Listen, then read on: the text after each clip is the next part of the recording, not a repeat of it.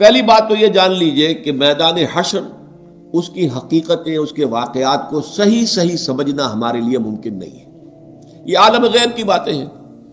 موت کے بعد سے لے کر جو شروع ہو جاتا ہے عالم برزخ، پھر بعث بعد الموت، قیامت، حساب کتاب، جنت دوزخ، اس کی جو بھی ہمیں معلومات قرآن میں دی گئی ہیں بس اس پر اکتفا کرنا چاہیے۔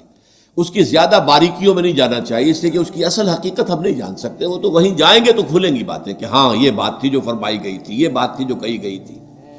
تو نقشہ کچھ ایسا سامنے آتا ہے کہ ایک تو معاملہ ہوگا کافر اور مسلم کے درمیان تقسیم ہو جائے گی۔ یہ کفار تھے، جائیں جہنم میں سیدھے، یہ مسلمان ہیں۔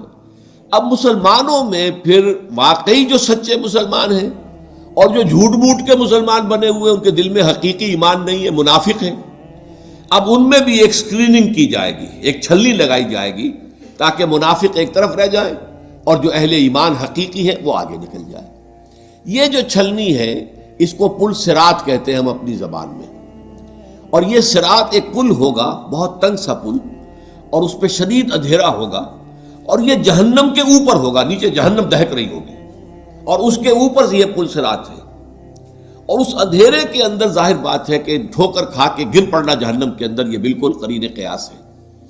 لیکن جو صاحب ایمان ہوں گے دنیا سے، جو ایمان کی اور اعمال صالحہ کی روشنی لے کر آئے تھے، ان کے دل میں سے بھی روشنی نکلے گی، اور اعمال صالحہ کا کمانے والا یہ داہنا ہاتھ ہوتا ہے، داہنی طرف سے بھی روشنی نکلے گی۔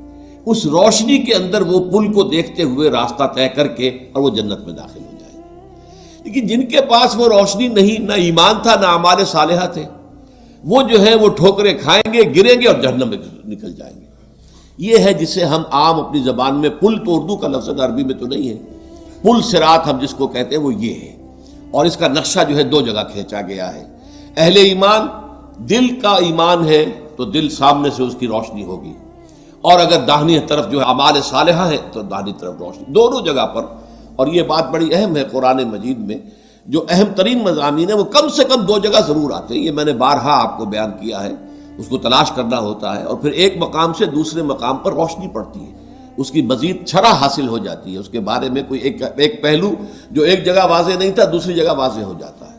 چنانچہ سورہ حدید میں واضح ہو جاتا ہے کہ یہ منافقین کو چھلنی میں اسے نکالنے کے لیے در حقیقت اللہ تعالیٰ یہ پروسیس کرے گا۔ اس کی حقیقی شکل کیا ہوگی یہ تو وہیں جا کر معلوم ہوگا، لیکن یہ کہ دو مقامات پر اس کا تذکرہ اجمالاً میں نے اس کا نقشہ آپ کے سامنے کھینچ دیا ہے۔